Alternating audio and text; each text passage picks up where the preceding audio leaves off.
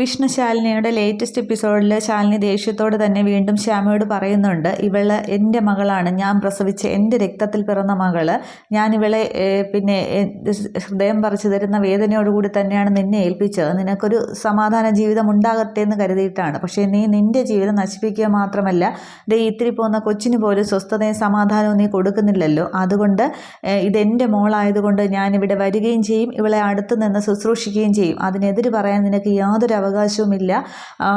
നിന്റെ ജീവിതം നേരെ ആവുമെന്ന് കരുതിയാണ് ഞാൻ ഇവളെ നിനക്ക് തന്നത്. പക്ഷേ ഇതിപ്പോൾ എന്താ, പൊട്ടാൻ നിൽക്കുന്ന ഒരു ബലൂൺ പോലെയല്ലേ നിൻ്റെയും രോഹിത്തിൻ്റെയും ജീവിതം. അച്ഛനും അമ്മയും സ്നേഹത്തോടെ കഴിയുന്നത് കണ്ടാണ് മക്കൾ വളരേണ്ടത്. ഇതിപ്പോൾ അങ്ങനെയൊന്നുമല്ലല്ലോ, നീ തന്നെ നശിപ്പിക്കുകയല്ലേ എന്ന് പറഞ്ഞിട്ട് ഇനി ഇങ്ങനെ ഒരു സംസാരം എൻ്റെ ഭാഗത്തുനിന്ന് ഉണ്ടാകുകയില്ല എന്നിങ്ങനെ പറഞ്ഞിട്ട് ഇങ്ങനെ ശ്യാമയ്ക്ക് ഇങ്ങനെ താക്കീതെന്ന പോലെ നൽകിയിട്ട് ശാലിനി പുറത്തേക്ക് ഇറങ്ങുകയാണ്.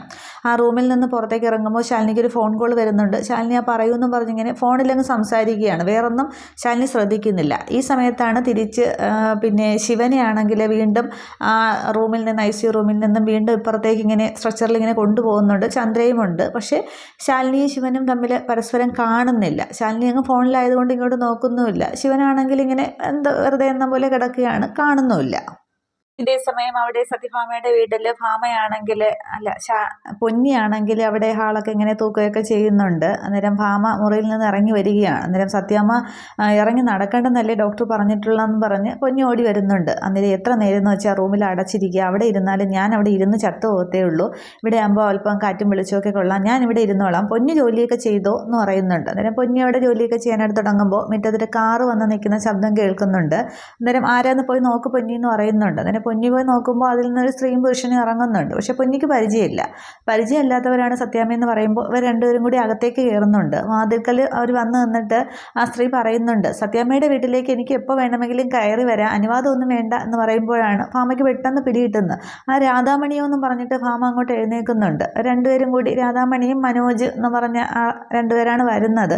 മനോജേട്ടനെ സത്യാമ്മയ്ക്ക് അറിയില്ലെന്ന് ചോദിക്കുകയാണ്. അന്നേരം അറിയാമെന്നൊക്കെ പറയുന്നുണ്ട്, ഇരിക്കാനായിട്ട് പറയുകയാണ്. എന്നാൽ ഇരിക്കുന്നുണ്ട്. തുടർന്ന് എത്ര നാളായി ഇങ്ങോട്ടത്തേക്ക് വന്നിട്ട്, ഇപ്പോൾ ഒരു കാര്യമുണ്ടായി അതുകൊണ്ട് വന്നതാണ്, സത്യാമ്മയ്ക്കൊരു സർപ്രൈസ് ആയിക്കൊള്ളട്ടെ എന്ന് പറഞ്ഞ് അവർ വിശേഷങ്ങളൊക്കെ പങ്കുവയ്ക്കുന്നുണ്ട്. അന്നേരം വന്ന കാര്യം എന്നിങ്ങനെ മനോജ് ആൾ പറയുന്നുണ്ട്. അന്നേരം ചായ എടുക്കാമെന്നൊക്കെ ഭാമ പറയുമ്പോൾ വേണ്ട, മനോജേട്ടൻ്റെ കുറച്ച് ഫ്രണ്ട്സ് അവിടെ വന്ന് നിൽക്കുകയാണ്, അവിടെ കൂടെ പോകണമെന്ന് പറയുന്നുണ്ട്. അന്നേരം എന്നാലും കുഴപ്പമില്ല, പൊന്നി പോയി ചായ എടുക്കുന്ന ഭാമ പറയുമ്പോൾ പൊന്നി ചായ എടുക്കാനായിട്ട് പോകുന്നുണ്ട്. അന്നേരം മോളുടെ കല്യാണമാണെന്ന് പറയുമ്പോൾ ശ്രീകുട്ടിയുടെ കല്യാണമോ എന്നിങ്ങനെ ഭാമ ചോദിക്കുന്നുണ്ട്. അന്നേരം അതെ, കാത്തിരുന്ന് കിട്ടിയ നിധിയല്ലേ അവൾ, സത്യാമ്മ വിളിക്കുന്ന വൈകി വന്നോ വസന്തോ എന്ന് അവൾ എപ്പോഴും പറയാറുണ്ട്. അപ്പോൾ ഈ മനോജ് പറയുന്നുണ്ട് അവളും കൂടി വരാനായിട്ടിരുന്നതാണ്, അപ്പോൾ അവളുടെ കുറേ ഫ്രണ്ട്സൊക്കെ വന്നു, അതുകൊണ്ടാണ് വരാഞ്ഞതെന്ന് പറയുന്നുണ്ട്. അന്നേരം ലെറ്ററൊക്കെ വാങ്ങുന്നുണ്ട്, തലേ ദിവസമേ എത്തണം, എല്ലാവരും കൂടി എത്തണമെന്നൊക്കെ ഈ രാധാമണി വിളിക്കുന്നുണ്ട്. തുടർന്ന് മധുരയിലെ ഹോസ്പിറ്റലിൽ തന്നെയല്ലേ രാധാമണി ഇപ്പോഴും ഒന്ന് ഭാമ ചോദിക്കുകയാണ്. അന്നേരം ഹെഡ് നേഴ്സായിട്ട് പ്രൊമോഷൻ കിട്ടി അവിടെ തന്നെയാണെന്ന് പറഞ്ഞിട്ട് അത് പറഞ്ഞപ്പോഴാണ് ആലോചിച്ചത്, ഞാൻ കഴിഞ്ഞ ദിവസം മധുര ഹോസ്പിറ്റലിലെ ക്യാൻറ്റീനിൽ വെച്ച് വിഷ്ണുവിനെയും ഭാര്യയും കണ്ടിരുന്നു എന്നിങ്ങനെ പറയുകയാണ്. ഈ സമയത്ത് അന്നേരം ഭാമ ഒന്ന് അന്തം വിടുന്നുണ്ട്. ഈ സമയത്ത് അവിടെ ശാലിനി മുറ്റത്ത് വരുന്നുണ്ട്. അന്നേരം ഈ കാറിൽ നിന്ന് ഇറങ്ങുമ്പോൾ ഈ കാറ് കിടക്കുന്നതൊക്കെ നോക്കിയിട്ട് ഇങ്ങനെ അകത്തേക്ക് കയറുമ്പോഴാണ് ഈ രാധാമണി ഇങ്ങനെ ഒരു വാചകം പറഞ്ഞു നിർത്തുമ്പോഴാണ് ശാലിനിയും കയറുന്നത്. ശാലിനി ഇങ്ങനെ അന്തം വിട്ട് നോക്കുന്നുണ്ട്. അന്നേരം ഭാമ പെട്ടെന്ന് അങ്ങോട്ട് എഴുന്നേൽക്കുകയാണ്. അന്നേരം വിഷ്ണുവിനെ തന്നെയാണോ കണ്ടതെന്ന് ചോദിക്കുകയാണ്. അന്നേരം ഞാൻ എടുത്തുകൊണ്ട് നടന്ന കുട്ടിയല്ലേ, അവൻ ഏത് വിഷയത്തിൽ കണ്ടാലും എനിക്ക് മനസ്സിലാവുമെന്ന് പറയുന്നുണ്ട്. അന്നേരം ശാലിനിയെ കണ്ടിട്ട് ഇതാരാന്ന് ഇങ്ങനെ രാധാമണി ചോദിക്കുകയാണ്. അന്നേരം മോൾ ഇങ്ങോട്ട് വന്നേന്നും പറഞ്ഞ് ഭാമ വിളിച്ചിട്ട് നീ വിഷ്ണുവും കൂടി ഇന്ന് കഴിഞ്ഞ ദിവസം മധുരയിലെ ഹോസ്പിറ്റലിൽ പോയിരുന്നോ എന്ന് ചോദിക്കുക. അന്നേരം ഇല്ല എന്നിങ്ങനെ ശാലിനി പറയുന്നുണ്ട്. ശാലിനി ആകപ്പാടെ ഒന്ന് ഷോക്കായിട്ട് നിൽക്കുന്ന, കണ്ണൊക്കെ നിറഞ്ഞു നിൽക്കുകയാണ്. അന്നേരം ഇതാരാന്ന് ചോദിക്കുമ്പോൾ ഇതാണ് വിഷ്ണുവിൻ്റെ ഭാര്യ, ഇവിടെ ശാലിനി, ഇവിടുത്തെ കളക്ടറാണെന്നിങ്ങനെ പറയുന്നുണ്ട്. അന്നേരം ഈ രാധാമണി പറയുന്നുണ്ട്, അപ്പോൾ ഇന്നലെ എന്നോട് വിഷ്ണു പരിചയപ്പെടുത്തിയത് ഈ കുട്ടിയല്ലല്ലോ, ഭാര്യയെന്നും പറഞ്ഞ് പരിചയപ്പെടുത്തിയത് വേറൊരു പെൺകുട്ടിയാണ്, അതിപ്പോൾ ആരാ എന്നിങ്ങനെ ചോദിക്കുകയാണ്. അന്നേരം എല്ലാവർക്കും ആകെ അങ്ങോട്ട് കൺഫ്യൂഷൻ ആവുന്നുണ്ട്. ശാലിനി അങ്ങ് ഷോക്കായിട്ട് തന്നെ നിൽക്കുകയാണ്, ഭാമയും ആകെ വിഷമിച്ച് നിൽക്കുകയാണ്. ഈ സമയത്ത് ആ മനോജിന് ഒരു ഫോൺ വരുന്നുണ്ട്, ഫ്രണ്ട്സ് അവിടെ ബസ് സ്റ്റാൻഡിൽ വന്ന് നിൽക്കുന്നു എന്നും പറഞ്ഞിട്ട്. അന്നേരം നമുക്കങ്ങോട്ട് ഇറങ്ങാമെന്ന് പറയുമ്പോൾ വീണ്ടും ഇവർ പറയുകയാണ്, ശാലിനിയോടും പറയുന്നുണ്ട് മോളുടെ കല്യാണമാണ്, തലേ ദിവസം തന്നെ എത്തണം എന്നൊക്കെ പറഞ്ഞിട്ട് ഭാമയോടും പറയുന്നുണ്ട്. എന്നിട്ട് സത്യഭാമയോട് ഇങ്ങനെ രഹസ്യമായിട്ട് പറയുന്നുണ്ട്, നമ്മുടെ വിഷ്ണുവിനെ ഒന്ന് ശ്രദ്ധിക്കണം, അല്ലെങ്കിൽ നാട് മുഴുവൻ സത്യാമ്മയ്ക്ക് മരുമക്കളെ കാണേണ്ടി വരും, പലരും അന്വേഷിച്ച് വന്നെന്നിരിക്കും, കുടുംബത്തിന് മാനക്കേടാണെന്ന് ഒന്നുകൂടി പറഞ്ഞിട്ട് അവരങ്ങ് പോവുകയാണ് ചെയ്യുന്നത്. അന്നേരം ശാലിനിയും ഭാമയും ഇങ്ങനെ മുഖത്തോട് മുഖം നോക്കുകയാണ്. ഭാമയ്ക്കാണെങ്കിൽ ശാലിനിക്ക് മുഖം കൊടുക്കാനും കഴിയുന്നില്ല, മകനെക്കുറിച്ചെല്ലാം ഇങ്ങനെയൊന്ന് പറഞ്ഞിരിക്കുന്നതൊക്കെ. ഈ സമയത്ത് പൊന്നി ചായയൊക്കെ ആയിട്ട് വരുന്നുണ്ട്. അവർ പോയോ? എങ്കിൽ പിന്നെ സത്യാമ്മ കുടിച്ചാട്ടെ എന്ന് പറഞ്ഞ ട്രേയോട് കൂടി ഇങ്ങനെ ഭാമയ്ക്ക് നേരെ നീട്ടുമ്പോൾ ഭാമ ദേഷ്യത്തോടു കൂടി അതങ്ങ് തട്ടിത്തെറിപ്പിക്കുകയാണ്. പൊന്നിക്ക് ഒന്നും മനസ്സിലാവുന്നില്ല. അന്നേരം ഈ കുടുംബം നശിപ്പിച്ചു, എല്ലാവരും കൂടി നശിപ്പിച്ചു എന്നിങ്ങനെ പറഞ്ഞിട്ട് കരഞ്ഞുകൊണ്ട് സത്യഭാമ അങ്ങ് അകത്തേക്ക് പോയി അങ്ങ് മുറിയിൽ പോയി ആകെ അങ്ങ് വിഷമിച്ചിരിക്കുകയാണ്. അന്നേരവും രാധാമണി പറഞ്ഞ കാര്യങ്ങളാണ്, വിഷ്ണുവിനെ ശ്രദ്ധിക്കണം, നാട് മുഴുവൻ മരുമക്കൾ ഉണ്ടാകും എന്നൊക്കെ പറഞ്ഞിങ്ങനെ ഓർത്ത് വിഷമിച്ചിരിക്കുന്നുണ്ട്. അന്നേരം പൊന്നി ശാലിനിയോട് ചോദിക്കുന്നുണ്ട്, എന്താ ശാലിനി കുഞ്ഞ് ഇവിടെ നടക്കുന്നതെന്ന് ചോദിക്കുമ്പോൾ ശാലിനി ഒന്നും മിണ്ടാതെ മുന്നോട്ട് നടന്ന് ഇങ്ങനെ കണ്ണൊക്കെ നിറഞ്ഞൊഴി ഇങ്ങനെ നിൽക്കുന്നേ ഉള്ളൂ. ഇതേ സമയം അവിടെ ഹോസ്പിറ്റലിലെ ശിവന്റെ റൂമിൽ ഡേസിയാണ് കൂട്ടിരിക്കുന്നതൊക്കെ. ആപ്പിളൊക്കെ ഇങ്ങനെ കട്ട് ചെയ്യുകയാണ്. അന്നേരം നിനക്ക് ഇവിടെ എന്നെ നോക്കിയിരുന്നാൽ മതിയോ, പഠിക്കാനൊന്നും ഇല്ലേന്ന് ചോദിക്കുക. അന്നേരം ശിവേട്ടൻ്റെ കാര്യങ്ങൾ നോക്കിയിട്ട് മതി പഠിത്തം എന്നാണ് അമ്മ പറഞ്ഞിരിക്കുന്നത്. പിന്നെ ഞാൻ എങ്ങനെയെങ്കിലുമൊക്കെ എഴുതി പാസ്സാകുമെന്ന് അവർക്ക് ഉറപ്പുണ്ടെന്ന് പറയുക. അന്നേരം അവർക്കല്ലേ ഉറപ്പുള്ളൂ, അപ്പോഴും നിനക്ക് ഉറപ്പില്ല എന്നിങ്ങനെ പറയുന്നുണ്ട്, കളിയാക്കുകയാണ്. തുടർന്ന് എന്നാൽ ഇതങ്ങോട്ട് കഴിക്കുക, അത് ഇറക്കുന്നവരെങ്കിലും മിണ്ടായിരിക്കുമല്ലോ എന്ന് പറഞ്ഞാൽ പാത്രത്തോടു കൂടി കൊടുക്കുകയാണ്. ശിവൻ ഓരോന്നെടുത്ത് കഴിക്കുന്നുണ്ട്. ഈ സമയത്ത് ഡെയ്സി അവിടെ എത്തുന്നുണ്ട്. അന്നേരം അപ്പോൾ വന്നല്ലോ, ഇനി കലാപരിപാടികൾ അങ്ങോട്ടായിക്കോ, ഞാൻ അങ്ങോട്ട് മാറുകയാണെന്ന് പറയുന്നുണ്ട്. അന്നേരം ആങ്ങളെയും പെങ്ങളും കൂടി ഇവിടെ വഴക്കടിക്കുകയാണോ എന്നൊക്കെ ചോദിച്ച് കളിയാക്കി സംസാരിക്കുന്നുണ്ട്. അന്നേരം നിങ്ങൾ സംസാരിച്ചിരിക്കെ ഞാൻ ലാബിൽ പോയി ബ്ലഡിൻ്റെ റിസൾട്ട് വാങ്ങിച്ചിട്ട് വരാമെന്ന് പറഞ്ഞ് പിന്നെ ചന്ദ്ര പോവുകയാണ്. അന്നേരമാണെങ്കിൽ ഞാൻ വരണമെന്ന് ഡേസി ചോദിക്കുന്നുണ്ട്. അന്നേരം വേണ്ട, നിങ്ങൾ സംസാരിച്ചിരിക്കുക എന്നൊക്കെ പറയുന്നുണ്ട്. അന്നേരം കെട്ടാൻ പോകുന്ന ആളാണെങ്കിലേ ഭയങ്കര ചട്ടമ്പിയാണെന്നൊക്കെ ഇങ്ങനെ ചന്ദ്ര പറഞ്ഞിട്ടാണ് പോകുന്നത്. അന്നേരമാണെങ്കിൽ ഇപ്പം എങ്ങനെയുണ്ട് എന്നൊക്കെ ചന്ദ്ര പോയ ശേഷം ഡേസി വിശേഷങ്ങളൊക്കെ തിരക്കുന്നുണ്ട്. പിന്നെ പറയുന്നുണ്ട്, ഒരു ഗുഡ് ന്യൂസ് ഉണ്ട്, നമ്മുടെ കല്യാണം നിശ്ചയിച്ചു എന്ന് പറയുകയാണ്. അന്നേരം ശിവൻ ഇങ്ങനെ നോക്കുന്നുണ്ട്. അന്നേരം അപ്പനും ഏട്ടനും കൂടിയാണ് നിശ്ചയിച്ചിരിക്കുന്നത്, അവർക്ക് യാതൊരു കുഴപ്പമില്ല, അവരാണ് ഇപ്പോൾ ഏട്ടനാണ് മുൻകൈ എടുത്ത് നിൽക്കുന്നത്, അപ്പോൾ സന്തോഷമില്ലേന്ന് ചോദിക്കുകയാണ്. അന്നേരം പക്ഷേ ശിവൻ അങ്ങോട്ട് ദേഷ്യം കൊണ്ട് വരികയാണ്. അന്നേരം ഇത്രയും പറഞ്ഞിട്ട് നിനക്ക് എന്താ ഒരു സന്തോഷമില്ല എന്ന് ചോദിക്കുന്നുണ്ട്. അന്നേരം ആ രാത്രി അവരെന്നോട് ചെയ്തതെന്നും എൻ്റെ മനസ്സിൽ നിന്ന് പോകുന്നില്ല, ആ രാത്രി എന്നെ ഞാനല്ലാതാക്കി ആ രാത്രി അങ്ങനെ എൻ്റെ മനസ്സിൽ നിന്ന് ഒരിക്കലും പോകില്ല. അതുകൊണ്ട് ഇവിടെ നിന്ന് ഇറങ്ങിയാൽ അവർക്ക് നേരെ പിന്നെ അവരെ കൊല്ലാനായിട്ട് നിൽക്കുന്ന ഞാൻ, ചെയ്തതിനൊക്കെ പകരം ചോദിക്കാനായിട്ട് കച്ചയും മുറുകിക്കുന്ന എനിക്ക് നിന്റെ ആങ്ങളെ പോലുള്ള ഒരുത്തൻ്റെ ബന്ധുത്വം എനിക്ക് വേണ്ട, വിവാഹം ഞാൻ സമ്മതിക്കില്ല എന്ന് പറയുകയാണ്. അന്നേരം ഇതിനു വേണ്ടിയല്ലേ നമ്മൾ ഒരുപാട് കഷ്ടപ്പെട്ടത്, ഇപ്പോൾ അവർ തടസ്സമല്ലല്ലോ, പിന്നെ നീ എന്തിനാ ഇങ്ങനെയൊക്കെ പറയുന്നത്, നിനക്ക് എന്നെ വേണ്ടേ എന്നൊക്കെ ഇങ്ങനെ ചോദിക്കുകയാണ്. അന്നേരം നിന്നെ എനിക്ക് വേണമെന്നുള്ളത് കൊണ്ടല്ലേ നിൻ്റെ കഴുത്തിൽ ഞാൻ താലി കെട്ടിയത്, ആരെന്തൊക്കെ പറഞ്ഞാലും നീ എൻ്റെ ഭാര്യ തന്നെയാണ്, ഞാൻ മനസ്സാൽ വിവാഹം കഴിച്ച എൻ്റെ ഭാര്യ തന്നെയാണ്, അതിന് മാറ്റമൊന്നുമില്ല. പക്ഷേ നിൻ്റെ വീട്ടുകാരുമായിട്ട് ചേർത്തുള്ള ഒരു ബന്ധത്തിനും ഒരു ഇതിനും ഞാൻ നിന്ന് തരില്ല. പിന്നെ നിൻ്റെ ഏട്ടന് വേണ്ടി എനിക്ക് ചെയ്യാനാവുന്ന ആകെ ഒന്ന് പള്ളിപ്പറമ്പിലേക്കുള്ള വിലാപയാത്രയാണ്, അത് ഇവിടെ നിന്ന് ഇറങ്ങിയാൽ ഞാൻ ചെയ്തിരിക്കും, പക്ഷേ ബന്ധുത്വം കൂടിയുള്ള ഒരിതിനും ഞാൻ നിന്ന് തരില്ല എന്നിങ്ങനെ ഉറപ്പിച്ച് ശിവൻ പറയുന്നുണ്ട്. അന്നേരം ആകെ വിഷമത്തിലും ഡേസി നിൽക്കുകയാണ്. അതിനുശേഷം ശാലിനിയാണെങ്കിൽ രേഷ്മയുടെ വീട്ടിലേക്ക് വരുന്നുണ്ട്. അന്നേരം മുറ്റത്ത് നിന്നെയാണ് സംസാരിക്കുന്നത്. രേഷ്മയുണ്ട്, രേഷ്മയുടെ അമ്മ ഇങ്ങനെ തൊട്ട് പുറകിൽ ഉമ്മർത്ത് നിൽക്കുന്നുണ്ട്. രേഷ്മയുടെ പിന്നെ കച്ചവടത്തിനൊക്കെ സഹായത്തിനൊക്കെ നിൽക്കുന്ന അനിയൻ പയ്യനും ഉണ്ട്. പിന്നെ അകത്ത് ആണെങ്കിൽ ജനലിൽ അവിടെ നിന്നൊരു പെൺകുട്ടി ഇങ്ങനെ നോക്കുന്നതായിട്ട് കാണിക്കുന്നുണ്ട്. അതായത് ശാലിനി വളരെ സങ്കടത്തോടെയാണ് രേഷ്മയോട് സംസാരിക്കുന്നത്. കളക്ടർ അധികാരം വെച്ചൊന്നുമല്ല ഞാൻ ഇപ്പോൾ വന്നിരിക്കുന്നത്, ഒരു ഭർത്താവിനെ കാണാതിരിക്കുന്ന നിസ്സഹായ ഭാര്യ, ആ ഒരു ഇത് വെച്ചാണ് വന്നിരിക്കുന്നത്.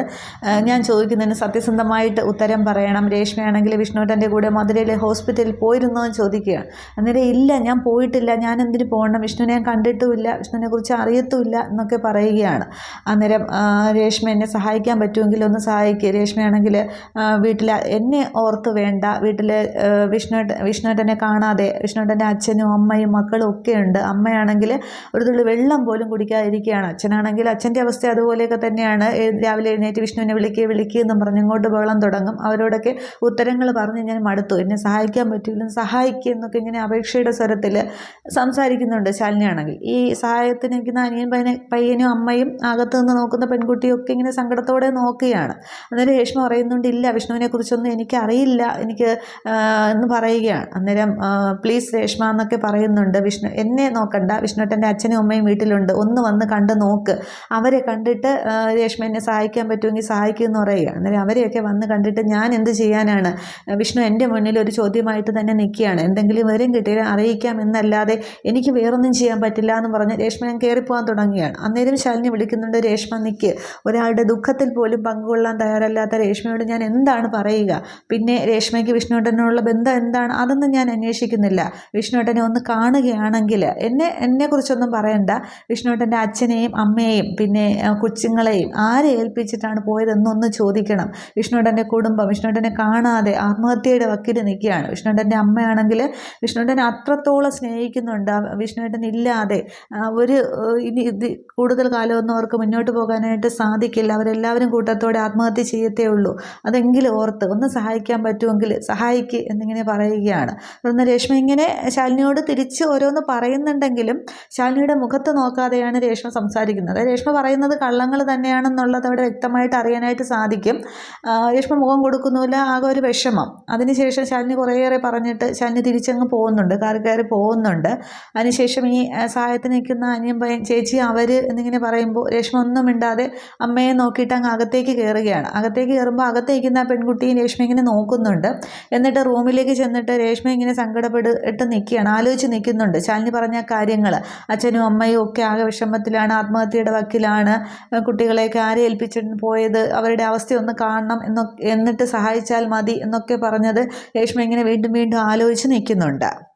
തുടർന്ന് രാത്രിയായിട്ടും ഡെയ്സി ആണെങ്കിൽ ഹോസ്പിറ്റലിൽ നിന്ന് തിരിച്ചെത്തിയിട്ടില്ല. അവിടെ വീട്ടുമുറ്റത്താണെങ്കിൽ ആൻ്റണിയും യോഹന്നാനും പിന്നെ എൽസമ്മയും ഡേവിസും ഒക്കെ ഉണ്ട്. അത് അന്ന് കഴിഞ്ഞൊരു പ്രൊമോയിൽ പറഞ്ഞതുപോലെ ഷാനവാസിനെ അല്ല കാണിക്കുന്നത്, ഡേവിസിനെ തന്നെയാണ്. ആ ഒരു ആംഗിളിലൂടെ നോക്കിയപ്പോൾ ഷാനവാസിനെ പോലെ തോന്നിയതാണ്. അത് ഡേവിസ് തന്നെയാണ് അങ്ങനെ ആ തെറ്റാലിയുമായിട്ടിരിക്കുന്നത്. ഡേവിസ് തെറ്റാലി വെച്ച് ഇങ്ങനെ ഓരോ കല്ലും ഇങ്ങനെ ഇട്ട് ഉന്നം പിടിച്ചിരിക്കുകയാണ്. അന്നേരം ആൻ്റണി ആകെ ടെൻഷനിലൊക്കെയാണ്. ഇത്രയും സമയമായിട്ട് അവൾക്ക് ഹോസ്പിറ്റലിൽ നിന്ന് ഇറങ്ങാറായില്ലേ എന്ന് പറഞ്ഞ് യോഹന്നാനും അങ്ങോട്ട് ദേഷ്യപ്പെടുകയാണ്. അന്നേരം ബൈബിളിനേക്കാളും അപ്പനാണെങ്കിൽ കൂടുതൽ വായിക്കാനായിട്ട് ഇഷ്ടമെന്ന് പറയുന്നത് മഹാഭാരതം തന്നെയാണ്. അതിൽ പിന്നെ ചതിക്ക് ചതിയും പിന്നെ ശത്രുക്കളെ കീഴ്പ്പെടുത്താനും എല്ലാം അതിലുണ്ട്. ഓരോന്ന് ക്ഷമിച്ചു വരുമ്പോൾ ശത്രുക്കളെ കീഴ്പ്പെടുത്താനുള്ള ഓരോ വഴികളും അതിൽ തന്നെ ഉണ്ടെന്നൊക്കെ പറയുമ്പോൾ ആൻ്റണിക്ക് അങ്ങോട്ട് ദേഷ്യം വരുന്നുണ്ട്. അന്നേരം ഡേവിസ് പറയുന്നുണ്ട്, അതെ ശിവൻ്റെ വീഴ്ചയാണ് ഇപ്പോൾ നമുക്കൊരു ഏറ്റവും വലിയ പ്രഹരമായി പോയത്. അത് ഹോസ്പിറ്റലിലായി പോയി. പക്ഷേ എന്തായാലും നമ്മൾ ശിവനെ ഒതുക്കാനായിട്ട് നോക്കുക തന്നെ വേണം. തെറ്റാലി ഒരു വലിയ ആയുധം തന്നെയാണ് എന്നൊക്കെ പറഞ്ഞിട്ട് വീണ്ടും ഇങ്ങനെ ഉന്നം പിടിക്കുമ്പോൾ ഡെയ്സി അവിടെ ഓട്ടോയിൽ വരുന്നുണ്ട്. വന്നിറങ്ങുമ്പോൾ ഡെയ്സിക്ക് ഇവരെല്ലാവരെയും കാണുമ്പോൾ ഇച്ചിരി പേടിച്ച് ഡെയ്സി ഇങ്ങനെ നോക്കുകയാണ്. ഇത്രയുമേ ഈ ഒരു എപ്പിസോഡിൽ കാണിക്കുന്നുള്ളൂ. അപ്പോൾ ഒരു പുതിയ കഥാപാത്രം അവിടെ ഇല്ല. ഷാനവാസ് എന്ന് അത് ഡേവിസിന് തന്നെയാണ് തോന്നിയത്. അത് എനിക്ക് പറ്റിയൊരു ചെറിയ മിസ്റ്റേക്കാണ് അങ്ങനെ തോന്നിയത്. ഇത്രയുമാണ് പുതിയ എപ്പിസോഡിലെ വിശേഷങ്ങൾ. അപ്പോൾ വിഷ്ണു എന്തായാലും മധുരയിലെ ഹോസ്പിറ്റലിലുണ്ട്, തലേ ദിവസം വരെ ഹോസ്പിറ്റലിലുണ്ട് എന്നൊരു വാർത്ത അവിടെ അറിയിക്കുകയാണ്. അപ്പോൾ ഇനി ചിലപ്പോൾ അവിടേക്ക് ഇനി ഇവർ അന്വേഷണം തിരിക്കുമായിരിക്കും, ശാലിനി അന്വേഷണം തിരിക്കുമായിരിക്കും. പക്ഷേ ചിലപ്പോൾ മിക്കവാറും ഇവിടെ രേഷ്മയുടെ വീട്ടിൽ വിഷ്ണു ഉണ്ടോ ഇല്ലയോ എന്ന് ഓപ്പറേഷനൊക്കെ കഴിഞ്ഞ് ഇവിടെ ഉണ്ടോ ഇല്ലയോ എന്നുള്ളത് ഇവിടെ കാണിക്കുന്നില്ല. അതൊക്കെ ഇനി കറങ്ങി തിരിഞ്ഞ് വരും എങ്ങനെയാകുമെന്നുള്ളത്. അപ്പോൾ വിഷ്ണുവിൻ്റെ തിരിച്ചുവരവൊക്കെ ഉടനെ കാണുമായിരിക്കും. അതിന് പ്രബിനാണോ വേറെ ഏതെങ്കിലും കഥാപാത്രമാണോ വരുന്നത് എന്നുള്ളത് അറിയില്ല. എന്തായാലും കാണും. Okay, thank you.